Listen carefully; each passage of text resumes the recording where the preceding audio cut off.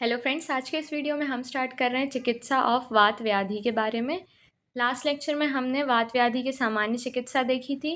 फिर उसके बाद हमने स्नायुगत वात के बारे में पढ़ा था, पक्षाघात चिकित्सा भी पढ़ ली थी और सेरिब्रोवैस्कुलर एक्सीडेंट के बारे में भी पढ़ लिया था। ठीक है, इस लेक्चर में हम पढ़ेंगे आक्षेप चिकित्सा के बारे में, फिर एकांगवात, सर्वांगवात, कंपवात और पार्किंसन डिसीज़ के बारे में। ठीक है, तो स्टार्ट करते हैं। देखते हैं आक्षेपक के बारे में। आधुनिक चिकित्सा में एक लक्षण के रूप में कन्वर्जन का वर्णन है। मतलब आधुनिक चिकित्सा मतलब मॉडर्न साइंस में आक्षेपक को हम कन्वर्जन कहते हैं।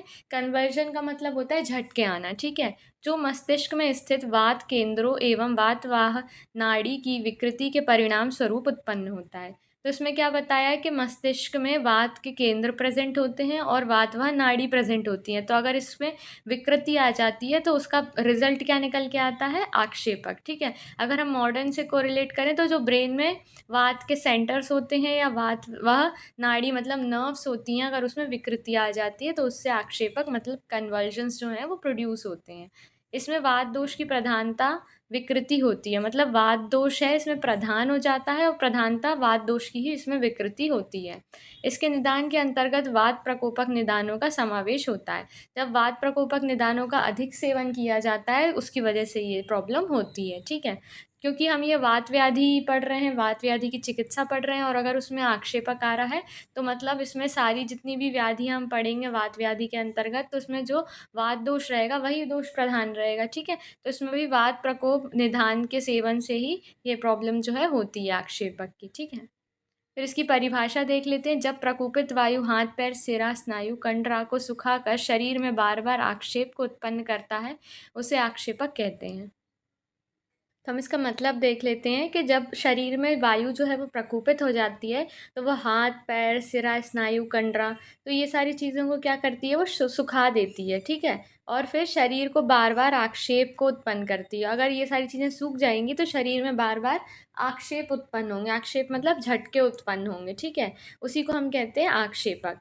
फिर उसके बाद आक्षेपक के विविध अवस्था भेद अनुसार मतलब अलग अलग प्रकार की कुछ अवस्थाएं होती हैं तो वो देख लेते हैं। जैसे कि बहिरायाम, ठीक है, अंतरायाम, फिर अपतंत्रक, फिर अपतानक, ये 4 अवस्थाएं होती हैं आक्षेपक की। या आदि इन सभी रोगों को आक्षेपक कहा जाता है। तो ये जो भेद दिए हुए हैं ये सारे जो हैं आक्षेपक के भेद हैं। ठीक है, फिर उसके बाद क्योंकि इन सभी में बार बार दौरे के साथ आक्षेपक आते हैं, मतलब दौरे आते हैं और आक्षेप आते हैं, मतलब कन्वर्जन्स झटके आते हैं।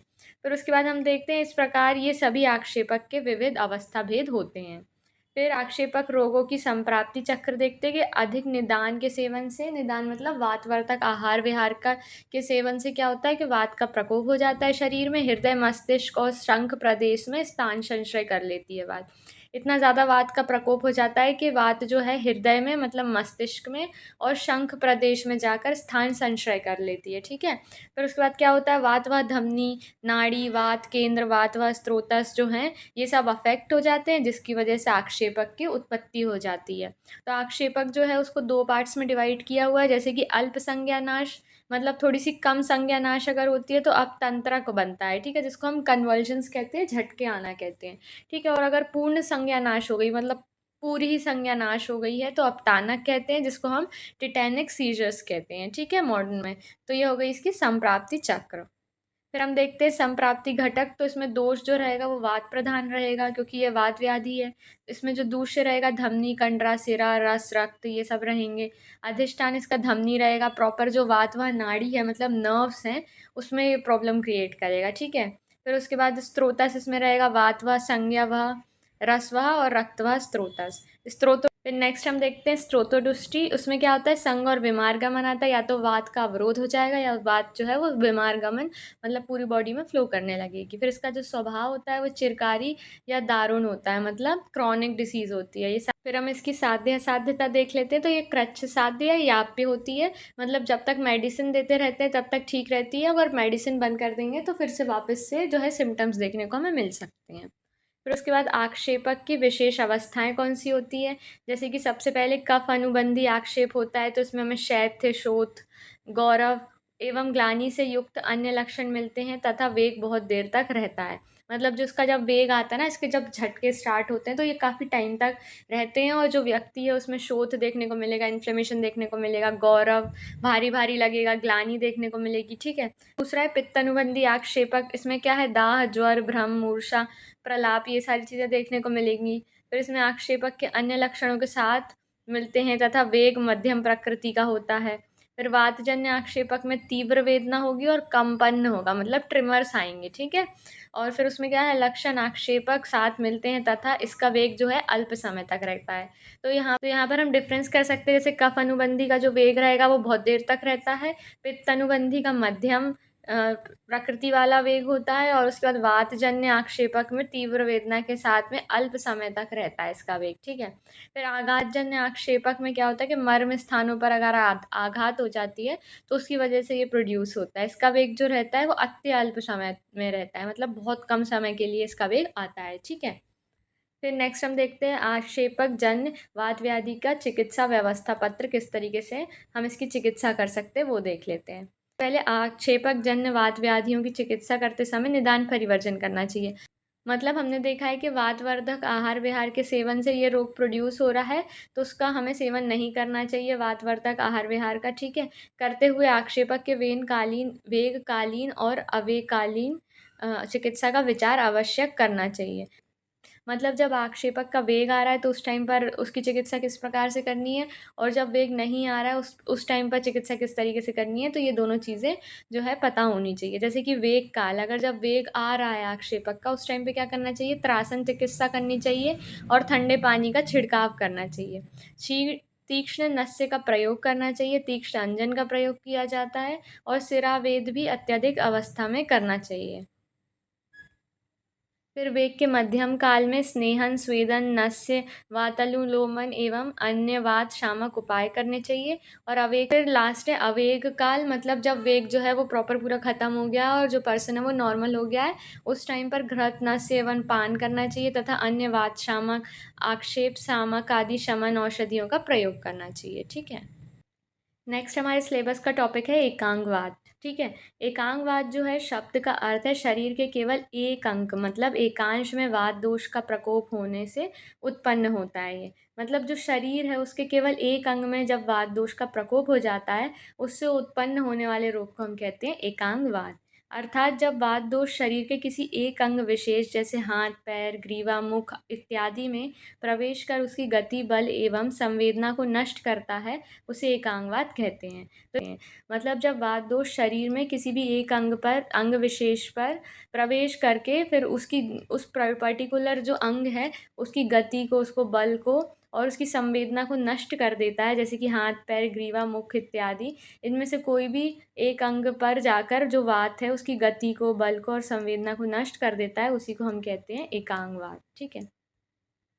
इसके लक्षण होते हैं एक अंग में जड़ता, मतलब स्टिफनेस देखने को मिलेगी एक अंग में। फिर शैथिल्य देखने को मिलेगा, मतलब वीकनेस देखने को मिलेगी, वेदना, गतिनाश, स्पंदन, कंपन, ट्रिमर्स देखने को मिलेंगे, और मुख वक्रता, मतलब अगर मुख अंग जो रहेंगे वो प्रभावित रहेंगे इससे। फिर नेक्स्ट हम देखते हैं सर्वांगवात, इसकी परिभाषा देख लेते हैं। जब वात पूरे शरीर में फैलकर सभी अंगों व इंद्रियों को बाधित करता है तब उसे सर्वांगवात कहते हैं। वात अब क्या कर रहा है, पूरे शरीर में फैलकर सभी इन अंगों को और इंद्रियों को बाधित कर रहा है, अफेक्ट कर रहा है, तो उस कंडीशन में हम कहते हैं सर्वांगवात। फिर इसके लक्षण क्या होते हैं, संपूर्ण शरीर में हमें स्तंभ देखने को मिलेगा, रिजिडिटी, गौरवता देखने को मिलेगी, हैवीनेस, शूल, पेन, शैथिल्य मतलब वीकनेस देखने को मिलेगी पूरी बॉडी में, इसी को हम कहते हैं सर्वांगवात। सर्वांगवात में चरक ने निम्न लक्षण वर्णित किए हुए हैं, जैसे शरीर में कंप देखने को मिलेगा, ट्रिमर्स, गात्र सुप्ति, नंबनेस ऑफ द बॉडी, आक्षेप, कन्वल्जन्स भी देखने को मिलेंगे, वेदना, स्तंभ, सुप्ति मतलब पेन, रिजिडिटी और लॉस ऑफ सेंसेशन, ठीक है। फिर उसके बाद इसके और सिम्टम्स देख लेते हैं वात प्रकोप होने के कारण, जैसे कि गात्र में स्फुरण, मतलब pulsatile sensation in the body. फिर गात्र में भंजन, जैसे जनरलाइज्ड बॉडी एक, लाइक क्रश्ड। संधि में स्फुटन, क्रैकिंग, पेन इन जॉइंट्स, और संधियों में वेदना मतलब पेन इन जॉइंट्स। तो ये सारे हो गए इसके लक्षण। फिर चिकित्सा सूत्र देखें तो वात शामक तेल से अभ्यंग करना चाहिए पर्सन का। एकांतर क्रम से निरु एवं अनुवासन वस्ति का प्रयोग करना चाहिए। एक एक करके पहले निरु वस्ति फिर अनुवासन वस्ति, ऐसे सीक्वेंस वाइज वस्ति का प्रयोग करना चाहिए। फिर वात व्याधि में निर्दिष्ट पथ्य अपथ्य का पालन करना चाहिए। ठीक है, जैसा कि हमें पता है कि जब वात रोग होता है तो हमें वस्ति कर्म करना चाहिए, और फिर पित्तज रोग में हमें विरेचन कर्म करना चाहिए, और कफज रोग में हमें वमन कर्म करना चाहिए। ठीक है, तो यहाँ पर इसलिए वस्ति का उपयोग कर रहे हैं क्योंकि वातज रोगों के लिए वस्ति कर्म जो रहता है वो आवश्यक होता है। इसलिए यहाँ पर लिखा हुआ है एक एक करके हमें क्रम से निरुवस्ति फिर अनुवासन वस्ति का प्रयोग करना है और पथ्य अपथ्य का पालन करना है। ठीक है, टॉपिक है एकांगवात एवं सर्वांगवात की चिकित्सा का सिद्धांत। तो इसमें सबसे पहले दोष स्थिति एवं अवस्था का विचार करना चाहिए, जैसे सामवात, निरामवात, आवरणजन्यवात आदि का विचार कर ही उसकी चिकित्सा करनी चाहिए। पहले तो हमें दोष की स्थिति देखनी चाहिए और उसकी रोगी की अवस्था देखनी चाहिए, उसके अकॉर्डिंग हमें चिकित्सा करनी चाहिए। ठीक है, तो अलग अलग प्रकार की होती है, जैसे सामवात, निरामवात, आवरणजन्यवात। तो हमें पहले पता लगा लेना चाहिए कि कौन सी दोष की स्थिति है और उसके अकॉर्डिंग हमें उसकी चिकित्सा करनी चाहिए। फिर स्नेहन करना चाहिए, जैसे ऑयलेशन थेरेपी, तेल घृत आदि का आंतरिक बाह्य प्रयोग करना चाहिए। या तो हम अनुपान करा सकते हैं तेल और घृत का, या तो फिर हम बाह्य प्रयोग करवा सकते हैं, जैसे कि अभ्यंग। ठीक है, वात व्याधियों में स्नेह की मुख्य चिकित्सा होती है। वात व्याधियों में जो स्नेह होता है वो उसकी मुख्य चिकित्सा होती है, क्योंकि स्नेह से क्या होता है कि वात प्रकोपित जो होता है, वात का शमन होता है। ठीक है, फिर औषधीय तेल जैसे महानारायण तेल, सहचर तेल, बला अश्वगंधा तेल, तो ये सारे तेलों का प्रयोग करना चाहिए। फिर उसके बाद स्वेदन कर्म करवाना चाहिए, जैसे कि स्तंभ, शूल, जड़ता को हटाने के लिए स्वेदन कर्म करना चाहिए। वस्ति चिकित्सा, ये तो वात दोष के लिए प्रमुख चिकित्सा होती है। ठीक है, तो वात व्याधि की प्रधान चिकित्सा जो होती है वस्ति चिकित्सा होती है। फिर नस्य कर्म भी करा सकते हैं, जैसे कि मुख वक्रता, जो ऊर्ध्व जत्रुगत रोग होते हैं उसमें हम नस्य कर्म भी करा सकते हैं। ठीक है, नेजल थेरेपी जिसमें मुख वक्रता आती है, वाग दोष, ग्रीवा स्तंभ आदि में नस्य से शिरोविकार जैसे सीएनएस डिसऑर्डर में लाभ मिलता है। फिर शिरोबस्ती और शिरोधारा भी करवा सकते हैं, जैसे विशेषकर सर्वांगवात में जब मस्तिष्क व वाणी संबंधित दोष होता है तो ऐसे केसेस में हमें शिरोबस्ती और शिरोधारा कराना चाहिए। उपनाह व एवं लेप में क्या करते हैं कि स्थानीय वेदना स्तब्धता हेतु दशमूल, एरंडमूल और निर्गुंडी आदि से उपनाह करवाना चाहिए। ठीक है, और लेप भी कर सकते हैं उसका।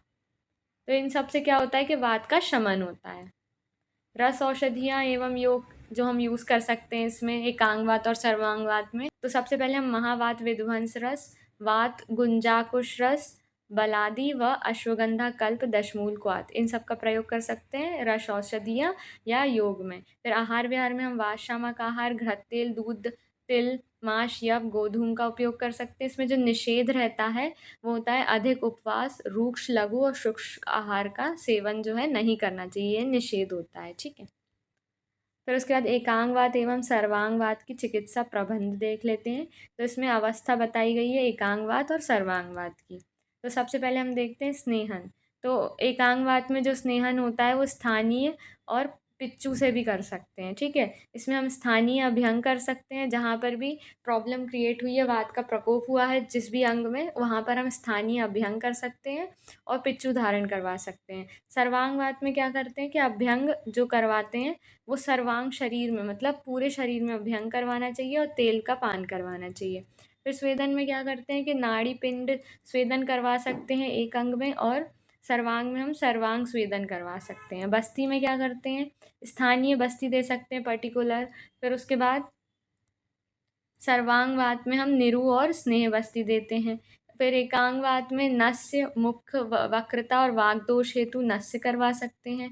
और इसमें क्या होता है कि सीएनएस का इन्वॉल्वमेंट में दशमूल और रसायन योग का प्रयोग करते हैं, इसमें हम नस्य नहीं करवाते सर्वांगवात में। फिर उसके बाद हम देखते हैं कंपवात। नेक्स्ट टॉपिक है हमारे सिलेबस का कंपवात। इसके जो सामान्य लक्षण होते हैं, इसमें सर्वांग कंप होता है, मतलब सर्वांग मतलब पूरे शरीर में कंपन होता है, जनरलाइज्ड ट्रिमर्स देखने को मिलते हैं, शीर्षो कंपन, हेड रीजन में भी ट्रिमर्स देखने को मिलते हैं। ठीक है, इसे आधुनिक चिकित्सा में हम पार्किंसंस डिसीज भी कहते हैं। यह व्याधि प्रायः वृद्ध अवस्था में मिलती है, मतलब ओल्ड एज में ये व्याधि देखने को हमें मिलती है, जो प्रायः धातुछन्य कारणों से उत्पन्न होती है। जब धातुओं का क्षय हो जाता है उसके कारण ये उत्पन्न होती है।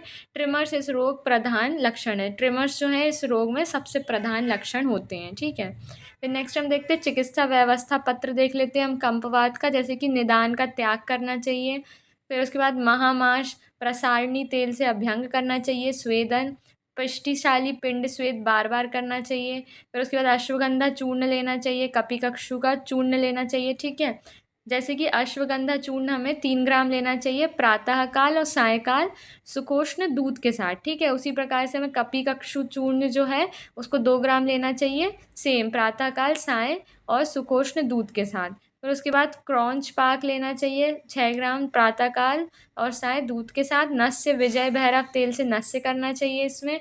और अश्वगंधारिष्ट 20 ml लेना चाहिए प्रातः और सायकाल संभाग जल से। फिर उसके बाद पथ्य आहार में हमें स्निग्ध बलवर्धक आहार दुग्ध एवं घृत का सेवन कराना चाहिए रोगी को, ठीक है। अकॉर्डिंग टू सिलेबस हमारा नेक्स्ट टॉपिक है पार्किंसंस डिसीज। इसमें हम देखेंगे Parkinson's disease is a progressive and neurodegenerative disorder in which the brain gradually loses nerve cells that produce dopamine. This lead to problems which movement this leads to problem with movement balance and coordination. Parkinson's disease क्या होती है कि ये progressive neuro degenerative disorder होता है brain का, जिसमें जो ब्रेन होता है वो ग्रेजुअली लूज करने लगता है नर्व सेल्स जो डोपामिन को प्रोड्यूस करती हैं। This lead to problems with movement, और डोपामिन प्रोड्यूसिंग नर्व सेल्स जब लूज होने लगती हैं तो उसकी वजह से कुछ प्रॉब्लम्स क्रिएट होती हैं, जैसे कि मूवमेंट बैलेंस और कोऑर्डिनेशन में प्रॉब्लम होती है। फिर उसके बाद इसके कॉज क्या होते हैं, degeneration of dopamine producing neurons, मतलब कुछ न्यूरॉन्स होते हैं जो डोपामिन को प्रोड्यूस करते हैं, उनका डीजनरेशन हो जाता है, तो ये इसका कॉज होता है। और ये जो न्यूरॉन्स होते हैं डोपामिन प्रोड्यूसिंग न्यूरॉन्स, ये सब्सटेंशिया नाइग्रा में प्रेजेंट होते हैं, और सब्सटेंशिया नाइग्रा जो है वो ब्रेन का एक पार्ट होता है। तो इसमें क्या होता है कि ओवरऑल डोपामिन का लेवल डाउन हो जाता है, क्योंकि डोपामिन प्रोड्यूसिंग न्यूरॉन्स जो हैं वो डीजनरेट हो गए हैं, तो डोपामिन का लेवल डाउन हो जाएगा, जिसकी वजह से एसिटाइल कोलिन का लेवल इंक्रीज हो जाएगा, और फिर हमें मोटर सिम्टम्स देखने को मिलेंगे, ठीक है। फिर उसके बाद इसके क्लिनिकल फीचर्स अगर हमें याद करने हैं तो हम ट्रैप से याद कर सकते हैं, जैसे T for trimmers at rest. फिर उसके बाद आर फॉर रिजिडिटी देखने को मिलेगी बॉडी में। ए फॉर एक्नेसिया मतलब ब्रेडिकाइनेसिया देखने को मिलेगा, मतलब स्लो मूवमेंट। और फिर पी से पॉस्चरल इनस्टेबिलिटी, मतलब पुअर बैलेंस। पेशेंट रहेगा वो फॉल्स ऑफ, मतलब गिर भी सकता है, ठीक है। तो ये ट्रैप से हम इसके सारे क्लिनिकल फीचर्स याद रख सकते हैं। फिर इसके अदर सिम्टम्स भी होते हैं कुछ, जैसे मास्क लाइक फेस हो जाता है, शफलिंग गेट देखने को मिलता है, stooped posture, soft voice, small hand writing, loss of smell, constipation, depression, sleep disturbances और डिमेंशिया, मतलब लास्ट स्टेज में जाते जाते डिमेंशिया भी देखने को मिलता है, ठीक है। यहाँ पर जो डिमेंशिया का मतलब होता है मेमोरी लॉस या कन्फ्यूजन, ठीक है। तो लास्ट स्टेज में हमें डिमेंशिया भी देखने को मिलेगा, मतलब मेमोरी लॉस हो जाएगी या तो पेशेंट की, या तो उसको बहुत ज़्यादा कन्फ्यूजन क्रिएट होगी हर चीज़ में। फिर इसकी हम देखते हैं पैथोफिजियोलॉजी, जैसे degeneration of substantia Niagara neurons. जो सब्सटेंशिया नाइग्रा में न्यूरॉन्स प्रेजेंट होते हैं उनका डिजनरेशन हो जाता है, जिससे डोपामिन का लेवल जो है वो डाउन हो जाता है। इम्बैलेंस बिटवीन डोपामिन और एसिटाइल कोलिन, डोपामिन और एसिटाइल कोलिन के बीच का जो बैलेंस होता है वो इम्बैलेंस हो जाता है, ठीक है। फिर उसके बाद बेसल गैंग्लिया का डिसफंक्शन हो जाता है, इम्पेयर्ड मूवमेंट कंट्रोल हो जाता है, जिसकी वजह से जो मूवमेंट है उसमें इम्पेयर्ड हो जाता है वो, ठीक है। फिर उसके बाद हमें कुछ सिम्टम्स देखने को मिलेंगे, जैसे ट्रिमर्स, रिजिडिटी, ब्रेडिकाइनेसिया और पोस्चरल इंस्टेबिलिटी। तो ये सारे इसके सिम्टम्स होते हैं। फिर इसके डायग्नोसिस हम कैसे कर सकते हैं, मेनली क्लिनिकल डायग्नोस कर सकते हैं बेस्ड ऑन सिम्टम्स और एग्जामिनेशन। फिर उसके बाद फिर नेक्स्ट डायग्नोसिस हम ब्रेन एमआरआई करवा सकते हैं, डोपामिन ट्रांसपोर्टर स्कैन करा सकते हैं, may support diagnosis in selected cases. फिर उसके बाद नेक्स्ट हम इसका ट्रीटमेंट देख लेते हैं। इसमें हम कुछ मेडिसिन का यूज़ करते हैं, जैसे कि लेवोडोपा और कार्बिडोपा, ये मोस्ट इफेक्टिव होती है। फिर डोपामिन एगोनिस्ट का यूज़ करते हैं, MAO-B इनहिबिटर्स का यूज़ करते हैं, और COMT इनहिबिटर्स का यूज़ करते हैं। फिर उसमें हम एंटीकोलिनर्जिक्स का भी यूज़ कर सकते हैं as a treatment of Parkinson's disease. फिर नॉन ड्रग ट्रीटमेंट हम कैसे दे सकते हैं, फिजियोथेरेपी करके, regular exercise, speech therapy, occupational therapy और हेल्थ डाइट से हम इसका नॉन ड्रग ट्रीटमेंट भी कर सकते हैं, ठीक है। ओके, तो यहाँ पर हमारा पार्ट 2 होता है कंप्लीट। नेक्स्ट वीडियो में हम आगे के टॉपिक्स कंप्लीट करेंगे। मिलते हैं नेक्स्ट वीडियो में। Thank you.